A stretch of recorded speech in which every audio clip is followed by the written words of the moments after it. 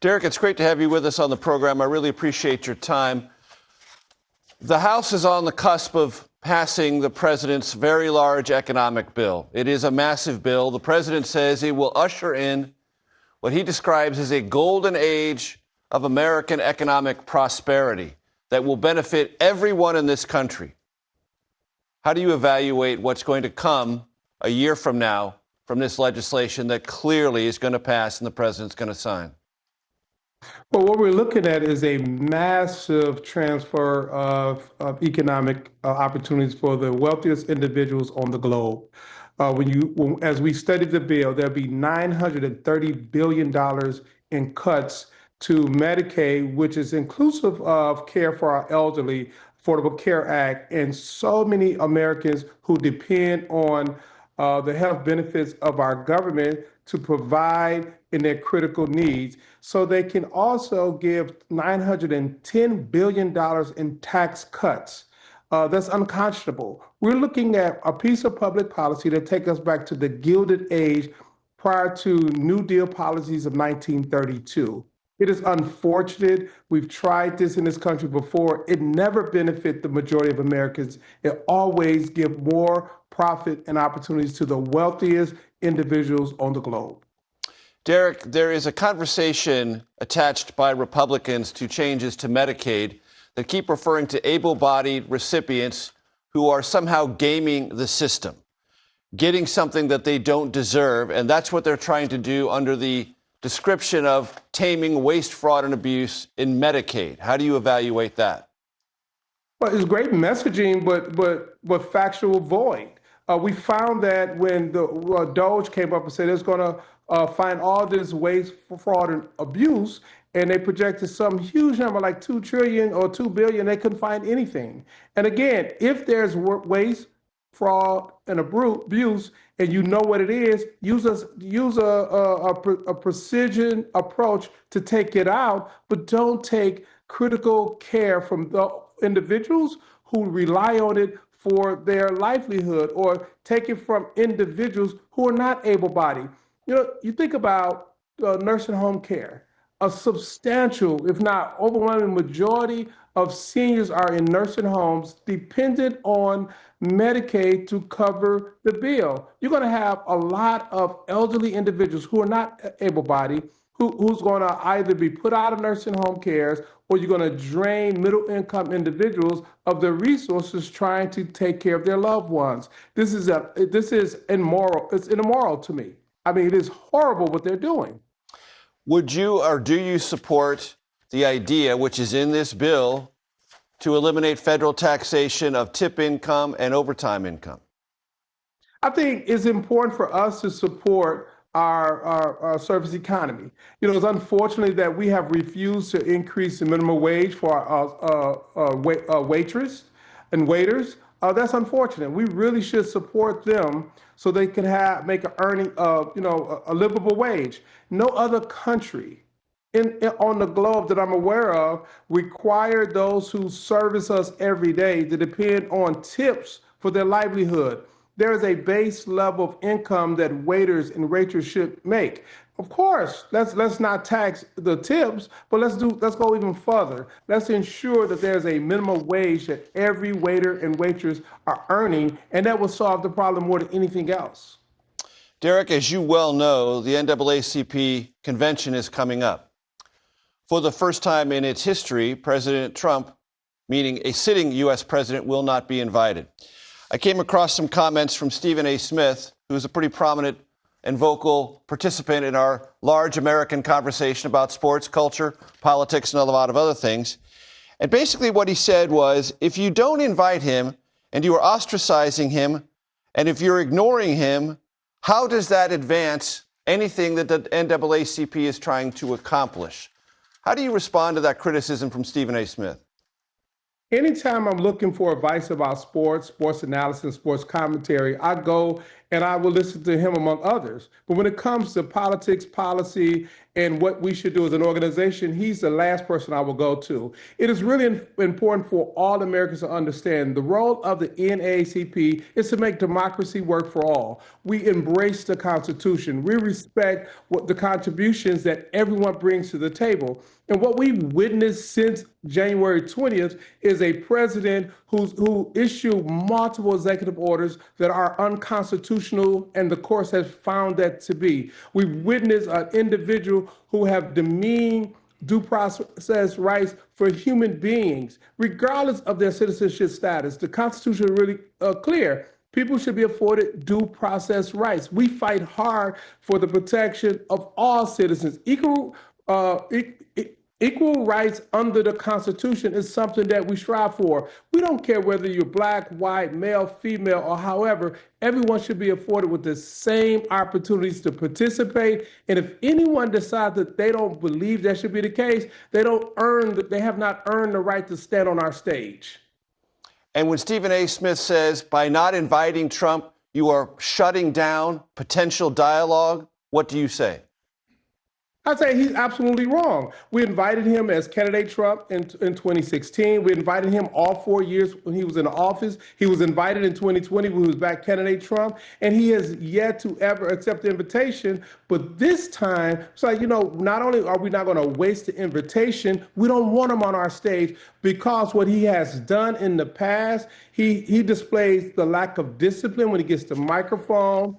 And he does not respect the Constitution. We embrace the Constitution, and we would not invite anyone on our stage who simply cannot agree on the guardrails of a constitutional democracy, and that's something we don't see him respecting. Derrick, I want to give you some statistics I'm going to guess you're pretty familiar with. 2016, 6% of black voters in America supported candidate Donald Trump.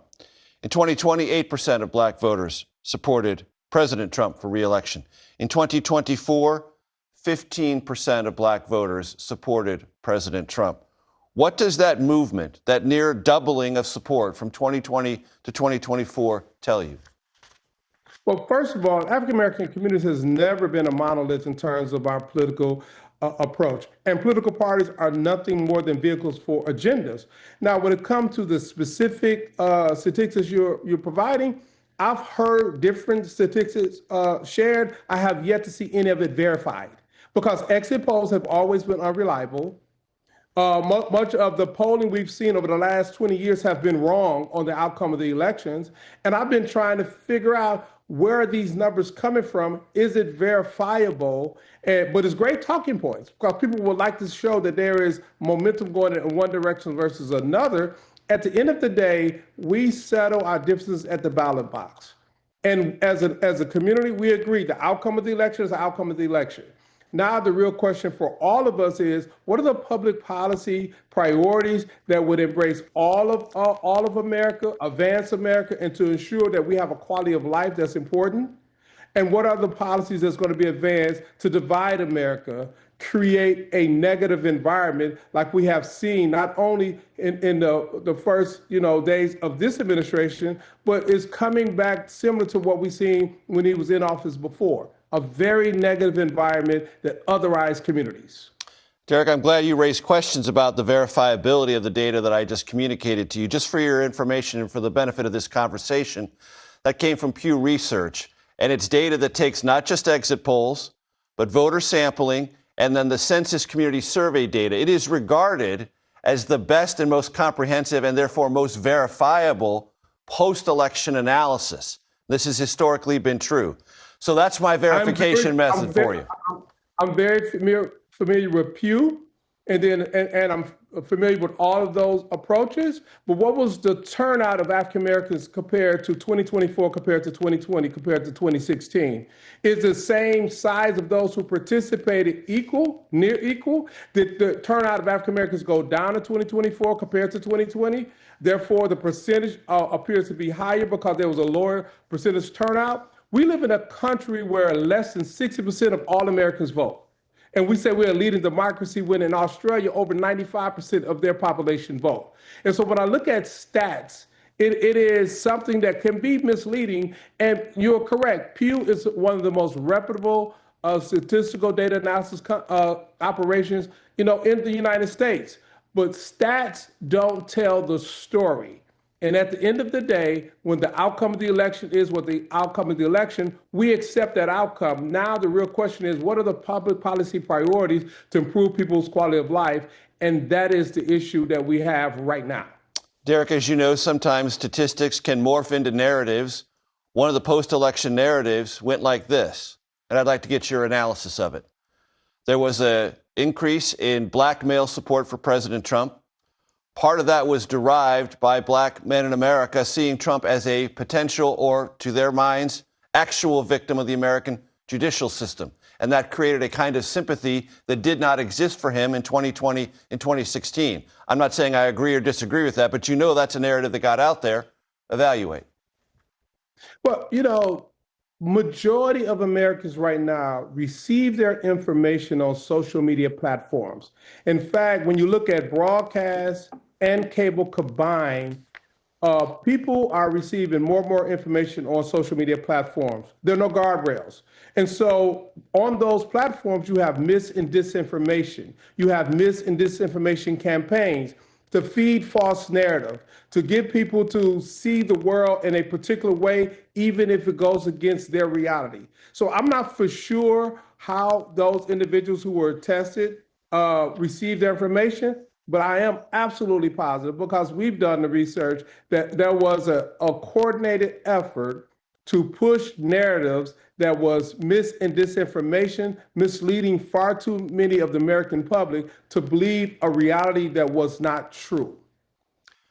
Though, Derrick, that if people accept it as true, that becomes a political reality that you have to deal with. Oh, absolutely. And that's part of the issues that organizations like ours and even your station have to deal with. Because when people start accepting false narratives, then and facts go out the door, that completely undermines our ability to have a functioning democracy. Derrick, I'd like to get your impressions of the overt, and there's no other way to describe it. I think the White House would agree with me on this. It's overt hostility in every part that the federal government through the Trump administration touches to diversity, equity, and inclusion. That has been across the board through executive orders, speeches, and government pronouncements, official and unofficial. Evaluate. So, diversity, equity, and inclusion, there is no operational definition of what it is from agency to agency, from state to state, from institution to institution. It is a weaponized buzz phrase, particularly when you say DEI, that has been masterfully orchestrated to distract the American people from what's really taking place. And what's taking place is a radical redefinition of the role of government. The shifting of tax policy around who gets taxed, who's not taxed, and what those tax dollars are used for, and the undermining of the regulatory scheme to hold entities accountable to ensure we have safe drinking water, safe air to breathe, and safe food to eat. And that's what is taking place. It is easy to go and otherize communities or use buzz phrase to distract. This piece of legislation was always the goal. We are in the middle of a fight that really kicked off after 1932 New Deal policies and continued through the Great Society. And that fight has always existed, from the creation of John Burke Society, the intellectualizing of the conservative movement by William F. Buckley, to the George Wallace movement, ending up with those three groups coming together and creating a heritage foundation. And it was always about tax policy. The fight is still taking place, and it's a decades-long fight.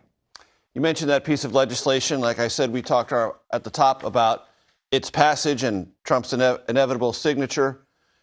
Part of that legislation is to take away a good portion of Biden-era policies, not only dealing with clean energy, but environmental justice. And for my audience, and to explain very quickly, environmental justice is designed to address or redress wrongs in communities where pollution and polluting industries made their lives disproportionately worse. and to make sure that there is some awareness in the federal government and maybe some dollars that flow to those communities to address that.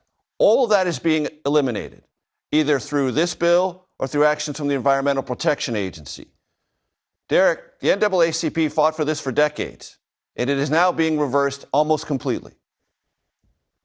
It's unfortunate because this is not a black issue or a white issue, male or female issue. This is about the quality of our environment, toxic dumping, polluting of water stream, making sure we have safe air to breathe.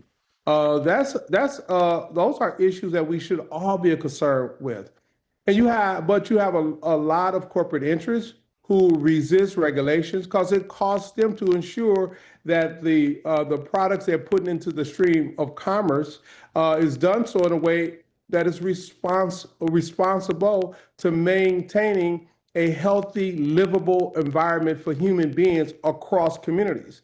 And absolutely we fought for that because we don't want to see toxic dumping and, poor white communities in Kentucky or native reservations or urban areas. I grew up with asthma because I grew up in Detroit, Michigan, during a time where the auto industry was as strong in that city and in that region than ever. And the air quality was poor. And it was only after the automotive industry began to clean up the emissions into the air that a person like me, I have not suffered from asthma conditions ever since.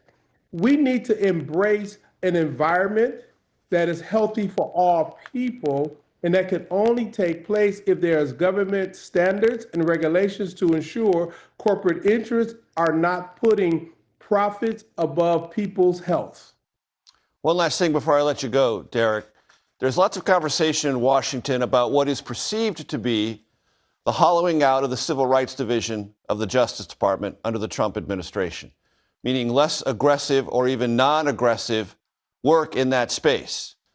There's also efforts in the Trump Justice Department to possibly bring federal charges against election officials if they are not acting in ways that the Trump Justice Department believes it ought to, or they ought to.